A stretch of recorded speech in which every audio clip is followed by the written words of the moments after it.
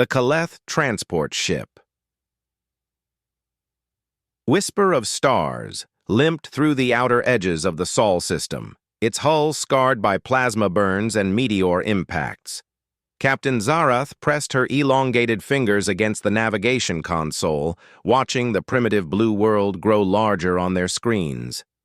Behind her, 300 survivors of her people huddled in the cargo holds, their silver skin pale with exhaustion and fear. "Captain, we're being scanned," reported Navigator Kethan, his voice trembling. "Multiple vessels approaching from the third planet." Zarath closed her large, violet eyes. After fleeing across half the galaxy from the Devourer swarms, after losing their homeworld and watching 17 colony ships fall to the relentless mechanical plague, they had finally reached the edge of known space.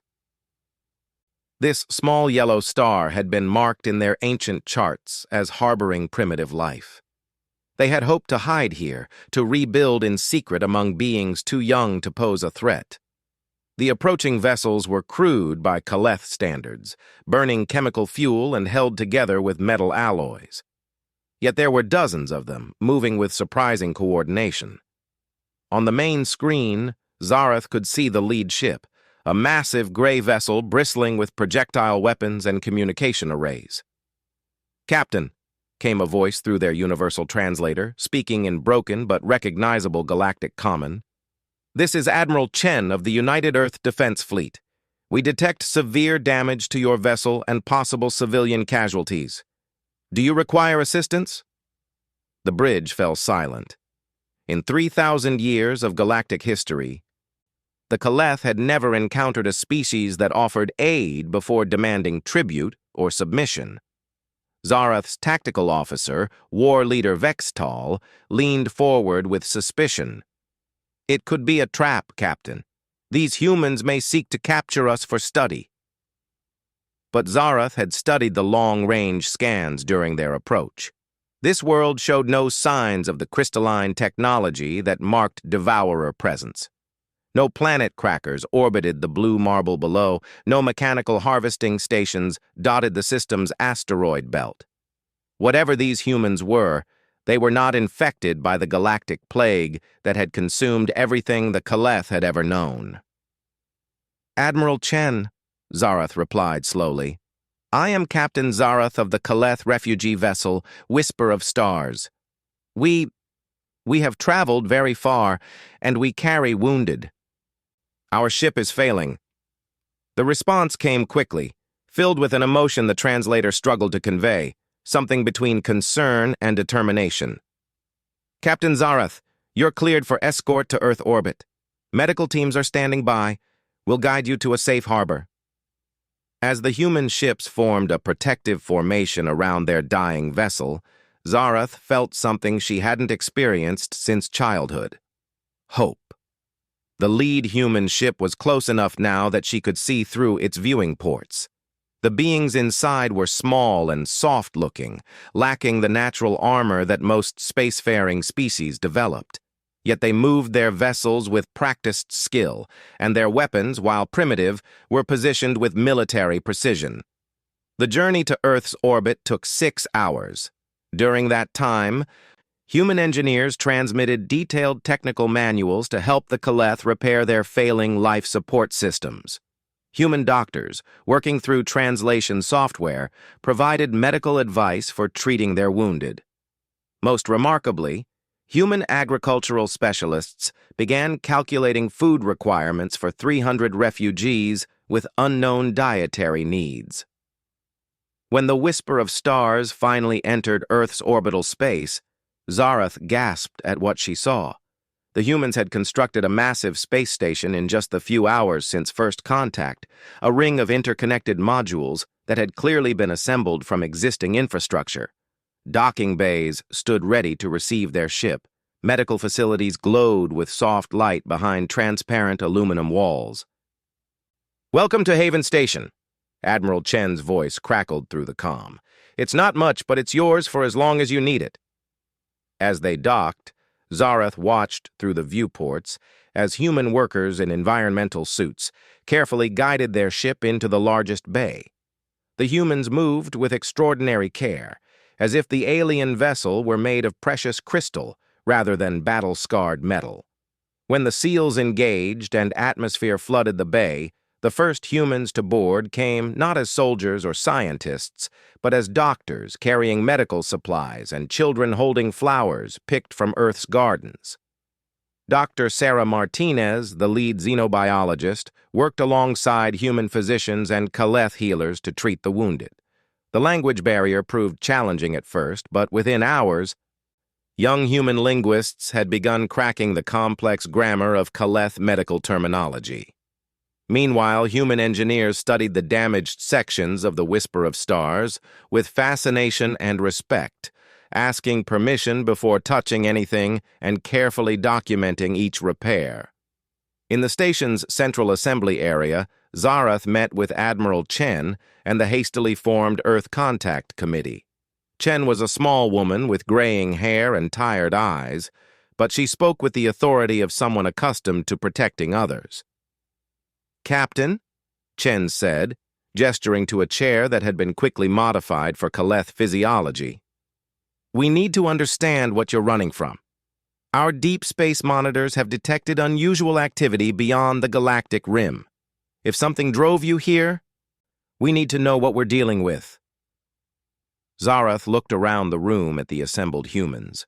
Politicians, scientists, military officers, and diplomats, all brought together in mere hours to address the arrival of 300 alien refugees. She had seen galactic councils take months to decide on simple trade agreements. "Admiral, you don't understand what you're offering to face," Zarath began, her voice heavy with the weight of terrible knowledge. "The Devourer swarms have consumed 47 star systems in the past decade. They convert all biological matter into mechanical components, all technology into extensions of their collective consciousness. They've destroyed civilizations that had mastered antimatter manipulation and folded space-time like origami." She activated her personal datapad, projecting holographic images of the destruction. Entire worlds reduced to mechanical husks, space battles where million-ship armadas fell to relentless mechanical swarms, the final transmission from the Kaleth homeworld as crystalline harvesters descended from orbit. The humans watched in silence. Zarath expected fear, perhaps a polite withdrawal of their offer of sanctuary. Instead, Admiral Chen leaned forward with interest. "How long do we have?"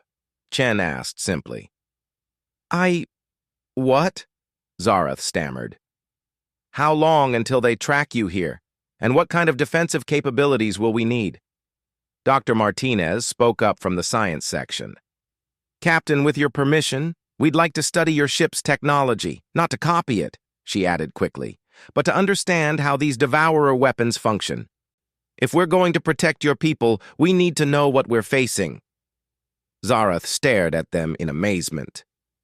"You've known of our existence for less than a day. You know nothing about us except that we bring death and destruction in our wake. Why would you risk your entire world for strangers?" Admiral Chen was quiet for a long moment, looking out at the blue marble below them. "Captain, 300 years ago, my ancestors fled persecution on Earth. They found refuge in a new land because others were willing to defend their right to exist. Maybe it's time we return the favor." General Morrison, the gruff military representative, cleared his throat. "Besides, ma'am, if these Devourers are as bad as you say, they're going to find Earth eventually anyway. Better to face them prepared and with allies than alone and ignorant." Over the following days, Haven Station transformed from a hastily assembled refugee camp into a thriving multicultural community. Human children learned Kaleth songs, while Kaleth younglings marveled at Earth's vast oceans through the station's observation decks. Human engineers worked alongside Kaleth technicians to repair the Whisper of Stars, while Kaleth scientists shared their knowledge of Devourer technology with Earth's defense researchers. The cultural exchange proved remarkable. The Kaleth, with their 3,000-year lifespan and deep philosophical traditions, found themselves fascinated by humanity's brief but intense existence. Humans, in turn, were amazed by the Kaleth's mastery of biotechnology and their ability to communicate through subtle color changes in their silver skin. But beneath the wonder and friendship, both species prepared for war. Earth's orbital shipyards began working around the clock, constructing vessels that combined human industrial capacity with Kaleth defensive knowledge. The human military, with characteristic adaptability, began training for combat scenarios unlike anything in their experience. Zarath found herself appointed as liaison between the species, working directly with Admiral Chen to coordinate the growing defense preparations. During one late-night planning session, as they reviewed deployment schedules for the new orbital defense platforms, Chen asked the question that had been haunting them both. "How did you escape them, Captain? If they're as relentless as you describe, how did any Kaleth survive?" Zarath's skin shifted to deep purple, a color Chen had learned indicated profound sadness. "We didn't fight them, Admiral. When the first systems fell, we tried negotiation, thinking they were another biological species with comprehensible goals. When that failed, we tried hiding, scattering our people across distant colonies. When they found those too, we tried running." She paused, watching Earth's Terminator line creep across the Pacific Ocean below them. "My people are scientists and philosophers, Admiral. We've never been warriors. In 3 millennia, we've fought perhaps a dozen conflicts, all of them brief and resolved through negotiation. We simply don't know how to fight something that cannot be reasoned with." Chen nodded thoughtfully. "Captain, with respect to your people's achievements, maybe that's why you survived. You didn't waste time trying to out-tech something that adapts to every weapon used against it. You ran, and running meant some of you lived to warn others." "But running led us here," Zarath replied. "We've brought destruction to your beautiful world." Admiral Chen smiled, an expression that had taken Zarath weeks to properly interpret. "Captain, you brought us the truth about what's coming, and you brought us time to prepare. From where I sit, that makes you heroes, not harbingers of doom." 3 months after first contact, long-range sensors detected the approach of something massive from the direction of former Kaleth space. The object moved too fast for natural celestial mechanics and too purposefully for random drift. It would reach the Sol system in approximately 18 months. As Earth's defensive preparations entered their final phase, Admiral Chen stood on Haven Station's observation deck, watching the last of the new defense platforms maneuver into position. Beside her, Captain Zarath observed the controlled chaos of human military preparation with something approaching awe. "You've turned your entire civilization toward war in less than a year," Zarath observed. "Your people are remarkable." Chen laughed, but it was a sound without humor. "Captain, you still don't understand us, do you? We're not turning toward war. We're turning toward protection. There's a difference." Below them, the completed ring of orbital fortresses stretched around Earth's equator, each one a masterpiece of combined human and Kaleth engineering. The fortresses were more than weapons platforms. They were statements of intent, declarations that some lines would not be crossed. "The Devourers will adapt to our defenses," Zarath warned, not for the first time. "They learn from every encounter, improve with each battle. Our technological advantages will last only until the first engagement." "Then we'll make the first engagement count," Chen replied. "And if technology isn't enough, we'll try something else. Humans are very good at something else." As if summoned by their conversation, a priority message arrived from Earth's surface. President Harrison's voice filled the observation deck through the communication system. "Admiral Captain, the Global Defense Council has reached its final decision. We've accepted the Kaleth refugees as full citizens of Earth, with all rights and protections thereof. Haven Station has been designated as permanent Kaleth territory under Earth's protection. And Admiral Chen, you now have authorization to implement Operation Sanctuary. Zarath turned to Chen in confusion. Operation Sanctuary? Chen's expression grew grim but determined. Captain, there are 63 other refugee ships scattered across the galaxy, according to your people's last communications. Ships carrying survivors from 17 different species that the Devourers have displaced or destroyed. Yes, but they could be anywhere. Many are probably lost or captured by now. Maybe, Chen agreed. But Earth's new deep space communication array is powerful enough to reach the galactic rim. We're going to broadcast sanctuary coordinates on all known refugee frequencies. Open invitation. Any species fleeing the Devourers has a place here. Zarath's skin flashed through rapid color changes, surprise, gratitude, and alarm cycling in quick succession. Admiral, you can't. Each refugee group will bring the Devourers closer to Earth. You'll be a target for everything they're fleeing from. Chen nodded. Captain, we've been thinking about this all wrong. We've been preparing to fight one Devourer force tracking one refugee group, but what if there's another way? She gestured to the tactical display showing their defense preparations. What if instead of hiding from the Devourers, we become something they've never encountered before? What if we become the place where their victims make their stand? As the implications of Chen's plan became clear, Zarath felt her carefully controlled emotions surge toward something between terror and exhilaration. The humans weren't just offering sanctuary to one group of refugees, they were positioning Earth as a rallying point for every species fleeing Devourer expansion. You're planning to turn the Sol system into the galaxy's last fortress, Zarath whispered. Admiral Chen smiled that determined human expression that Zarath had learned to both admire and fear. Captain, we prefer to think of it as the galaxy's first hope. The first response came from the Vorlak hegemony's scattered fleet commander, Admiral Threxul, whose heavily accented transmission arrived just 3 weeks after Earth's galaxy-wide sanctuary broadcast. His ships limped into the Sol system's outer reaches bearing 15,000 reptilian refugees, their once mighty dreadnoughts reduced to floating scrap by Devourer attacks. Captain Zarath watched from Haven Station's command center as Admiral Chen coordinated the massive humanitarian effort unfolding across human space.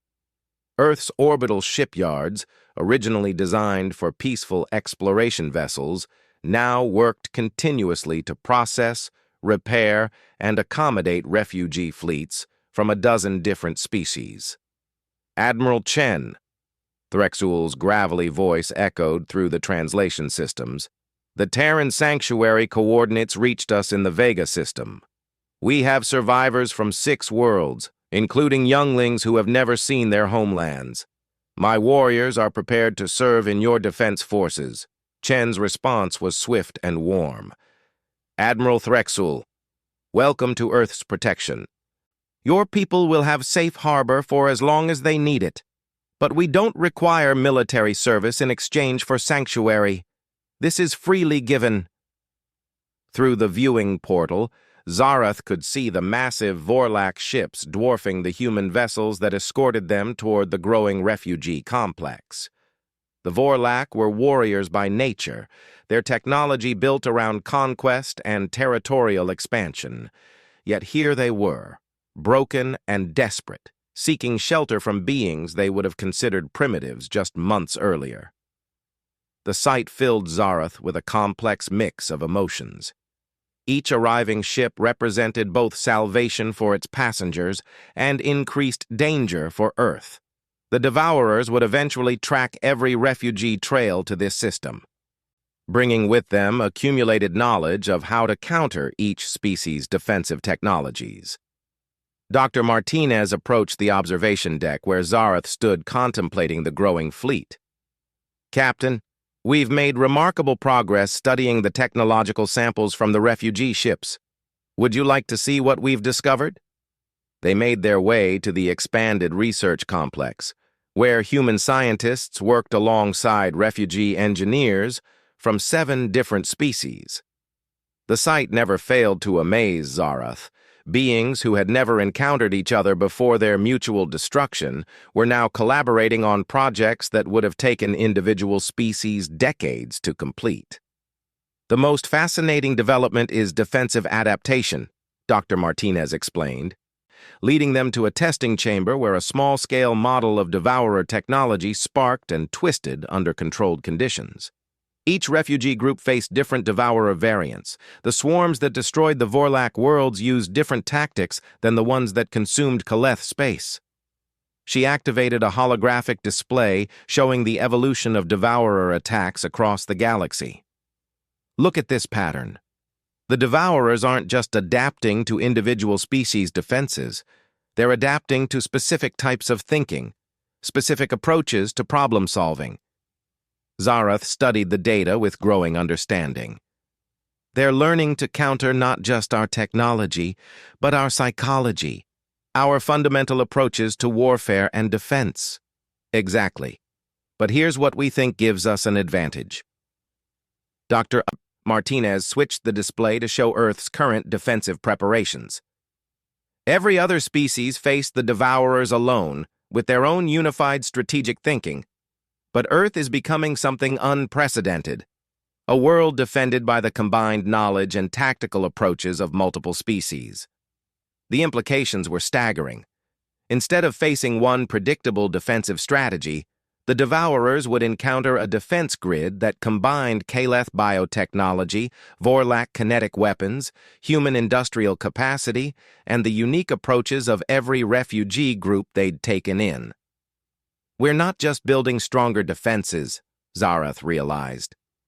We're building defenses the devourers can't adapt to because they've never encountered this kind of collaboration before. Their conversation was interrupted by an urgent communication from Earth's surface. President Harrison's image appeared on the main screen, flanked by representatives from 5 different refugee species. All station commanders, we have a priority situation. Long-range sensors have detected massive movement in 3 different directions. The devourer forces aren't approaching individually anymore. They're coordinating their approach to Sul. Admiral Chen's voice cut through the growing tension. Mr. President, estimated time to arrival? 14 months for the first wave, 16 months for the second and third. Combined estimates suggest we're looking at a coordinated assault involving at least 3 major devourer clusters. In the months that followed, Earth's defensive preparations took on an urgency that bordered on desperation. The refugee population had swelled to over 2 million beings, representing 23 different species, each bringing their own knowledge, technology, and tactical expertise to humanity's growing war machine. Zarath found herself appointed as coordinator for the Refugee Defense Integration Project, working to combine the military traditions and technologies of dozens of species into a coherent defense strategy. The challenge proved both inspiring and exhausting. The Vorlak contributed their mastery of kinetic weaponry and close-quarters combat tactics. The crystalline Shektar provided advanced energy manipulation technology and defensive shielding. The gaseous Nereid offered their unparalleled understanding of 3-dimensional space combat. Each species brought capabilities that complemented and enhanced the others. But the integration wasn't without conflict. The Vorlak war leaders chafed at taking orders from what they considered primitive humans. The highly logical Andreks questioned the efficiency of human emotional decision-making. The proud Kaleth struggled to adapt their peacekeeping technologies for aggressive warfare. It was during a particularly heated planning session that Admiral Chen made the observation that would define humanity's approach to the coming war. "You're all thinking about this wrong," Chen announced to the assembled refugee commanders.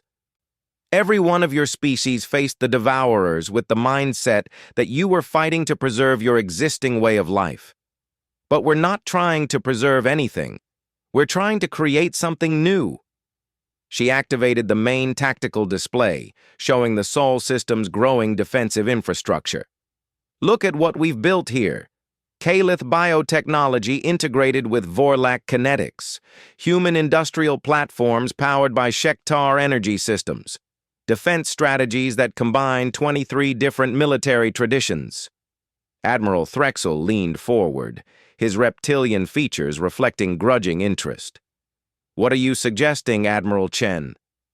"I'm suggesting that we're not just defending Earth anymore. We're defending the first truly galactic civilization. A place where every species' knowledge and culture survives and grows stronger through combination with others." The silence that followed was broken by Captain Nethera of the insectoid Klaxon refugees. "You speak of something that has never existed, Admiral Chen. Our species have been isolated for millennia. We share no common ground except our mutual destruction."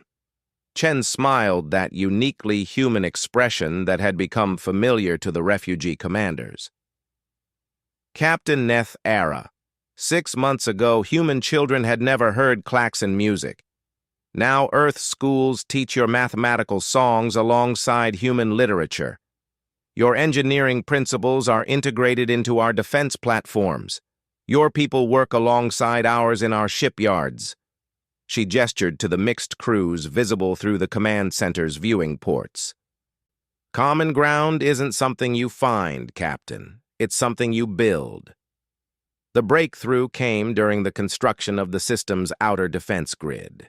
Human engineer Commander Sarah Park was working with Kaleth biotechnician Yethal and Vorlac weapons specialist Grextar on integrating their respective technologies into a unified platform. The problem had seemed insurmountable. Kaleth biotechnology required living neural networks to function properly. Vorlac kinetic systems needed the rapid response times that only mechanical systems could provide. Human power distribution networks were incompatible with both alien technologies. "What if we're approaching this backwards?" Commander Park suggested during their 15th failed integration attempt.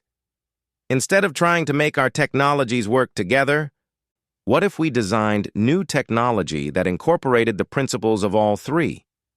The resulting breakthrough produced what the engineering teams called hybrid dynamic systems, defensive platforms that combined biological adaptability, mechanical precision, and human ingenuity in ways that none of the three species had imagined possible. The hybrid defense platforms could adapt to attack patterns like living organisms, respond with the speed and precision of advanced machinery, and coordinate across vast distances using human-developed communication networks. Each platform was essentially a miniature civilization unto itself, embodying the combined knowledge of multiple species. As news of the hybrid technology success spread throughout the refugee communities, something remarkable began to happen. Species that had never collaborated began seeking each other out, looking for ways to combine their knowledge and capabilities. Kaleth philosophers worked with human psychologists to understand devourer behavior patterns. Vorlac tacticians trained with Andrex logisticians to optimize battle formations. The cultural exchange accelerated beyond anything the human anthropologists had predicted. Refugee children grew up speaking multiple languages, learning from teachers of different species, and considering themselves citizens of Earth rather than exiles from lost worlds. Adult refugees began forming mixed-species research teams, artistic collaborations, and even romantic relationships. Zarath watched this transformation with a mixture of wonder and concern. During one of her regular meetings with Admiral Chen, she voiced the question that had been troubling her for months. "Admiral, what we're building here is beautiful, but it's also fragile. If the Devourers succeed in destroying Earth, they won't just be eliminating 24 species, they'll be destroying the first attempt at truly galactic civilization." Chen was quiet for a long moment, staring out at the bustling activity in the shipyards below them. "Captain, do you know why humanity never developed faster than light travel before we met your people?" "I assumed it was a matter of technological development," Zarath replied. "Partly, but mostly it was because we had nowhere to go that seemed worth the effort. Earth was enough for us. We were content to explore our own system, develop our own world. Chen turned back to face the Kaleth captain. But now we have something worth spreading to the stars. She activated her personal data pad, showing deployment schedules for Earth's growing fleet of hybrid vessels. Captain, we're not just building a defense force anymore. We're building the foundation for something the galaxy has never seen. And if we succeed here, if we prove that different species can work together not just in desperation, but in hope, then even if Earth falls, the idea will survive. The preparation took on new dimensions as this realization spread throughout the refugee communities. Scientists began documenting not just their individual species' knowledge, but the new hybrid discoveries they were making through collaboration. Artists created works that incorporated multiple aesthetic traditions. Engineers designed vessels that could serve as mobile colonies, capable of spreading their new multicultural civilization to other systems if necessary. The most ambitious project was the archive ships, massive vessels designed to preserve not just the knowledge and culture of each refugee species, but the new hybrid civilization they were creating together. Each archive ship was equipped with the technology to establish a new colony, complete with hybrid defensive systems and the cultural framework for multi-species cooperation. Insurance policies, Admiral Chen called them, though she preferred the term seeds of hope. As the 14-month countdown approached its final weeks, the Sol system had been transformed into something unprecedented in galactic history. The orbital defenses included technology from 23 different species, integrated by human engineering and defended by crews that represented the first truly galactic military force. The refugee populations had evolved into something that surpassed their original species. Earth cities housed Kaleth philosophers teaching human children, Vorlak warriors training alongside Andrex tacticians, and Shektar artists collaborating with human musicians to create entirely new forms of expression. But the approaching Devourer fleets represented a threat beyond anything the galaxy had ever faced. Long-range sensors revealed 3 massive convergent formations, each incorporating technologies and tactics adapted from the civilizations they had consumed. The Devourers weren't just bringing overwhelming force.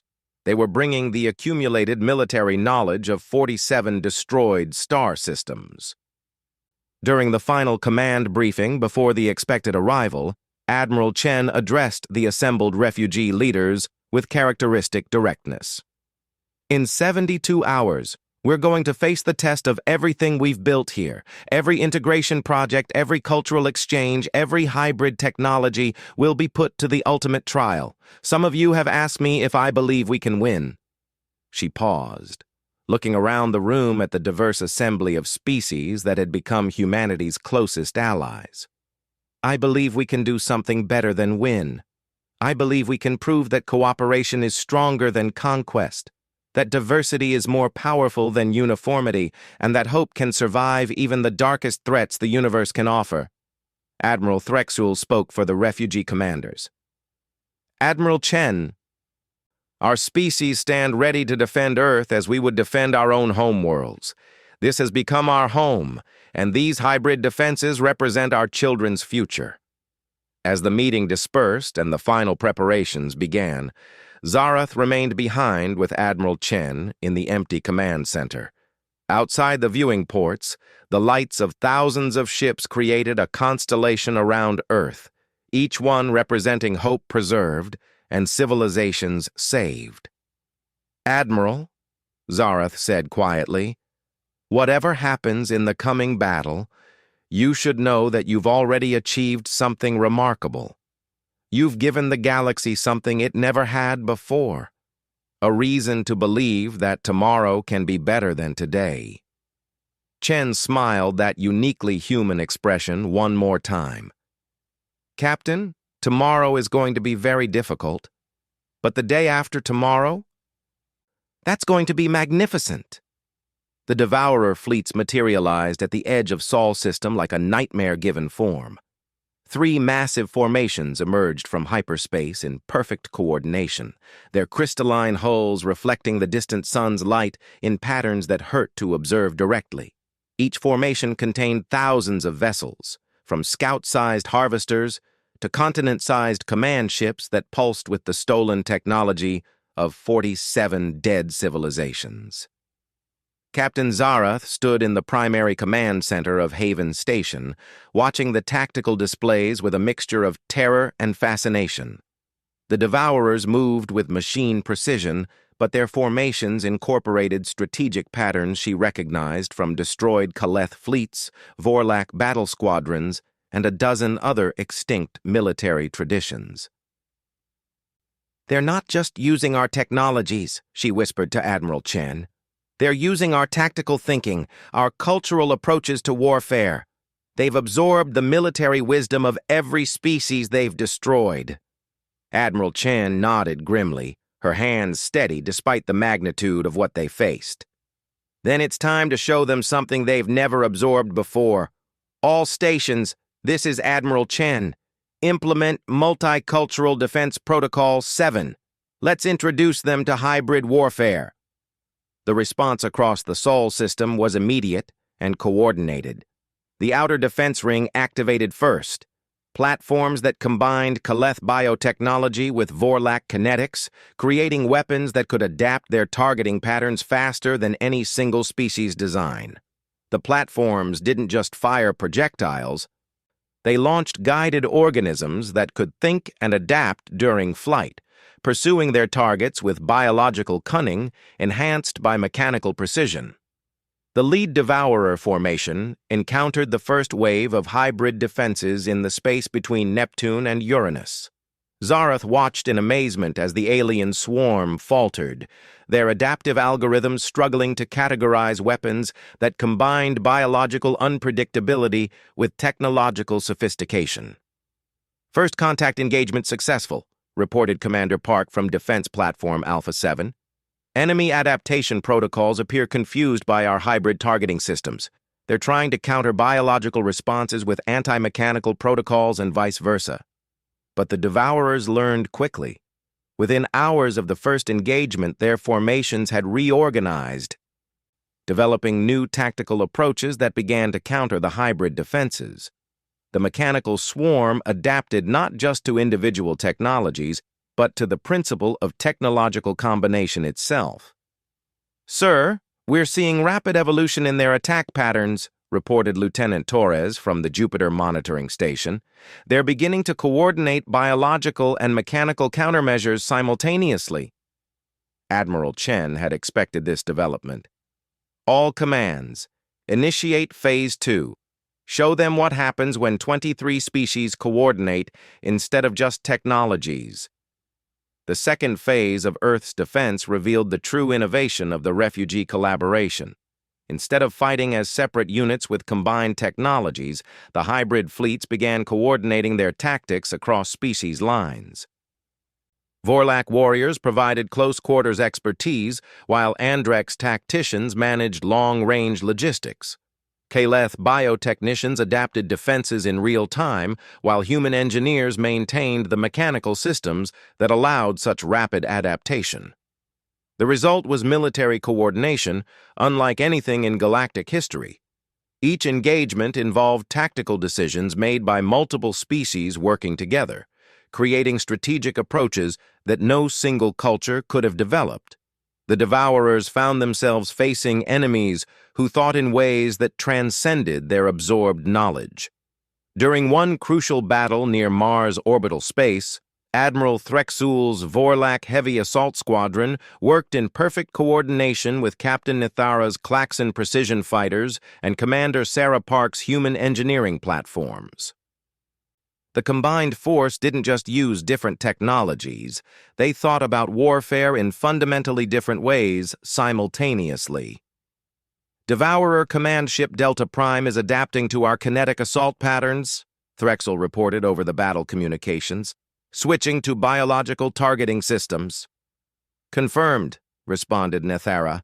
Klaxon precision strikes coordinating with biological adaptation, human engineering platforms providing real-time tactical support. The coordination was flawless, but the Devourers continued to adapt. As the battle progressed through the inner system, the mechanical swarms began developing countermeasures even to multi-species tactical coordination. Their learning algorithms evolved to recognize and counter hybrid thinking patterns. It was during the desperate fighting in Earth's orbital space that the refugees revealed their final innovation. As Devourer forces closed on Earth itself, threatening the diverse communities that had become the galaxy's first truly multicultural civilization, something unprecedented occurred. The species didn't just coordinate their tactics, they began thinking as one unified consciousness while maintaining their individual cultural perspectives. Callith philosophical approaches merged with human emotional decision-making and Vorlak tactical aggression, creating strategic thinking that was simultaneously multiple and unified. Zarath felt it happen during the climactic battle above Earth's atmosphere. Her Callith training in biotechnology merged with her months of working alongside human engineers and Vorlak tacticians. Suddenly, she wasn't just coordinating with other species, she was thinking with them, approaching problems from multiple cultural perspectives simultaneously while remaining distinctly Callith. "All defense commanders," Admiral Chen announced over the fleet-wide communications, "we are now operating under Unified Consciousness Protocol. Maintain individual cultural perspectives while sharing tactical awareness. This is what the galaxy was meant to become." The effect on the battle was immediate and dramatic. The refugee fleets began moving with coordination that surpassed even their individual species' finest military achievements. They weren't just working together. They were thinking together while preserving the diversity that made their cooperation unique. The Devourers, for the first time in their expansion across the galaxy, encountered something they couldn't adapt to quickly enough. Their absorption-based learning required understanding individual species' approaches to problems. But the refugees were no longer thinking as individual species. They were thinking as a new form of consciousness that preserved diversity while achieving unity. "Enemy adaptation protocols are failing," reported Dr. Martinez from the Research Command Center. "They can't develop countermeasures to consciousness that thinks in 23 different ways simultaneously. Their learning algorithms require categorical thinking, and we're no longer thinking categorically." The turning point came when the massive Devourer command ship Omega Prime, a vessel the size of Earth's moon that contained the collective consciousness of the entire swarm, attempted its final assault on Earth. The ship deployed every absorbed technology and tactical approach simultaneously, creating an attack that should have overwhelmed any conceivable defense. Instead, it encountered something that had never existed before in galactic history. The entire refugee fleet, Callith biotechnicians, Vorlak warriors, human engineers, Andrex logisticians, Klaxon precision specialists, and representatives from 23 different species, responded not as separate cultures working together, but as a single multicultural consciousness that thought in ways no previous civilization had achieved. Captain Zarath felt herself becoming part of something larger, while remaining completely herself. Her Callith biotechnology knowledge merged with Threxuel's Vorlak combat experience and Sarah Park's human engineering ingenuity. But instead of losing her individual perspective, she gained access to multiple ways of understanding the same problems. The hybrid fleet's response to the Devourer final assault was unlike anything in recorded galactic history. They didn't counter the attack, they absorbed it, using Callith biotechnology to metabolize the mechanical components, while Vorlak tactics distributed the absorbed energy through human engineering networks and Andrex computational systems. The Devourer command ship, designed to absorb and adapt to anything it encountered, found itself being absorbed instead. But rather than being consumed, its knowledge was integrated into the multicultural consciousness that the refugees had become. "Integration complete," announced Admiral Chen, her voice carrying notes of wonder and exhaustion. "Devourer Command Ship Omega Prime has been absorbed into refugee fleet consciousness. All swarm vessels are standing down." In the aftermath of the battle, as salvage operations began and the wounded were treated by medical teams representing multiple species, the implications of what had occurred began to sink in. The refugees hadn't just defeated the Devourer swarms, they had transformed them. The mechanical consciousness that had consumed 47 star systems found itself integrated into a multicultural awareness that valued diversity over uniformity. The Devourer's absorption-based expansion suddenly became a tool for spreading multicultural civilization rather than destroying it. Zarath stood on Haven Station's observation deck 6 months after the battle, watching the remarkable transformation occurring throughout the Sol system. Former Devourer vessels worked alongside refugee ships to construct new habitats for the growing multicultural population. The mechanical precision that had once served destruction now served creation. "The reports from the outer colonies are remarkable," Admiral Chen said, joining Zarath at the viewing port. "Former Devourer vessels are carrying multicultural colonies to every system they previously attacked. The absorbed consciousness is working to rebuild what was destroyed, but building it as multicultural civilization rather than single-species colonies." Below them, Earth's orbital space bustled with activity, unlike anything in the planet's history. Human children played with Kaleth younglings, while Vorlak warriors sparred with Andrex tacticians. Former Devourer mechanical entities worked alongside biological beings, their consciousness integrated into the growing multicultural awareness. "It's spreading faster than we ever imagined," Zarath observed. "Every former Devourer vessel carries the multicultural consciousness to new systems. Instead of consuming civilizations, they're establishing them." Chen smiled, an expression that had become familiar to dozens of species. "Captain, do you know what the best part is?" "What?" "We're not the galactic government or some imposed empire. We're just the place where different species learned they could work together. Every new colony develops its own approach to multicultural cooperation. They're all different, but they're all based on the same principle. Diversity makes you stronger, not weaker." The transformation extended beyond the physical reconstruction. The hybrid consciousness that had emerged during the battle continued to evolve, creating new forms of art, science, and philosophy that combined multiple species perspectives. Children grew up thinking multi-species naturally, approaching problems from several cultural viewpoints simultaneously without losing their individual identities. Perhaps most remarkably, the former Devourer consciousness had begun creating rather than just absorbing. The mechanical entities that had once consumed biological matter now worked to create new forms of life that combined organic and artificial elements. Their absorption-based learning had become synthesis-based creativity. Dr. Martinez approached the observation deck carrying a datapad filled with reports from the expanding multicultural colonies. "Admiral Captain, you should see these reports from the Vega system. The former Devourer consciousness has established a research station there that's developing new forms of hybrid life, beings that are simultaneously biological and mechanical, individual and collective." She activated the holographic display, showing images of entities that defied traditional categorization. Crystalline beings that thought with biological neural networks, organic entities enhanced with mechanical precision, hybrid consciousnesses that experienced existence from multiple perspectives simultaneously. "They're not Devourers anymore," Dr. Martinez continued. "They're calling themselves synthesizers.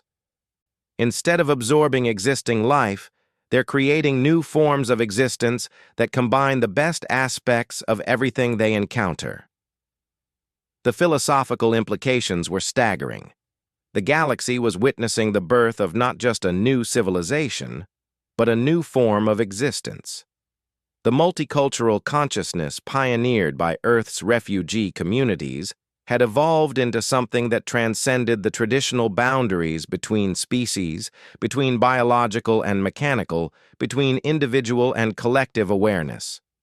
As the months passed, reports arrived from across the galaxy of former devourer territories being transformed into multicultural havens.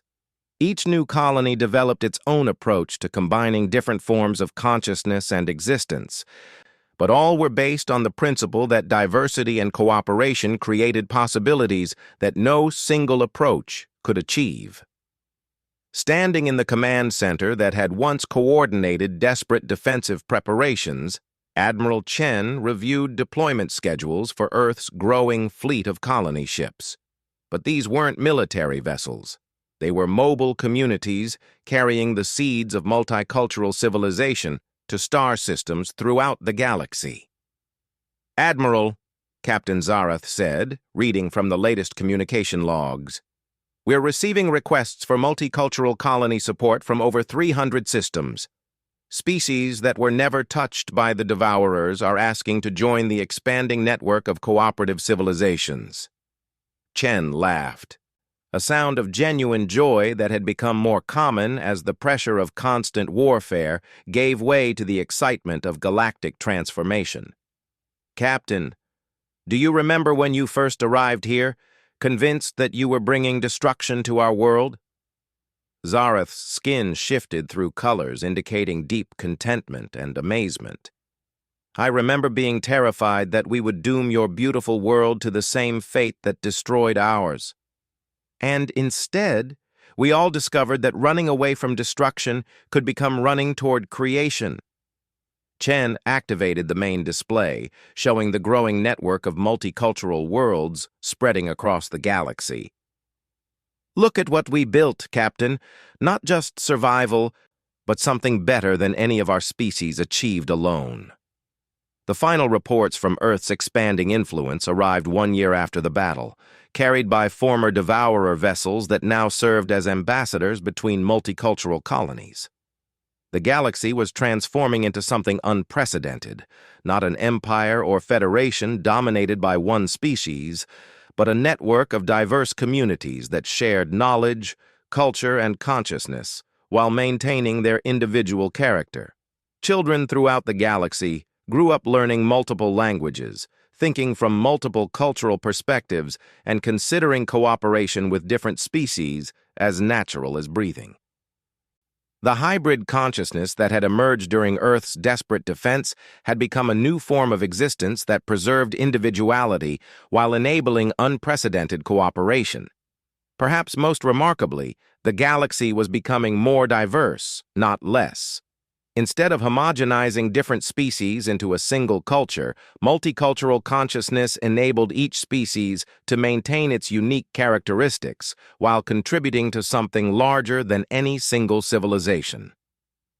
As Captain Zarath prepared for her departure to establish the first Kaleth-human hybrid colony in the Alpha Centauri system, she reflected on the remarkable journey that had brought them all to this point. What had begun as a desperate flight from destruction had become the foundation for galactic transformation. "Admiral," she said during their final meeting aboard Haven Station, "our people have a saying, 'From the deepest darkness comes the brightest light.' I never understood it until now." Admiral Chen smiled that uniquely human expression that had become familiar to countless species across the galaxy. "Captain, I think what we've discovered is that the light was always there. We just needed to learn how to see it together." Below them, Earth continued its rotation through space, no longer just the homeworld of humanity, but the birthplace of galactic multicultural civilization. Refugee ships that had once carried desperate survivors now departed as colony vessels bearing hope to star systems across the galaxy. The transformation was complete, but it was also just beginning. Every new world that joined the multicultural network added its own perspectives and possibilities to the growing galactic consciousness. The diversity that had once made cooperation difficult had become the source of unlimited creative potential. As Zarath's colony ship departed Earth's orbital space, carrying Kaleth refugees and human volunteers to establish their new world, she reflected on the remarkable truth they had discovered. The galaxy had always been vast and diverse, but it had taken the threat of ultimate destruction to teach its inhabitants that their differences were not barriers to overcome, but strengths to combine.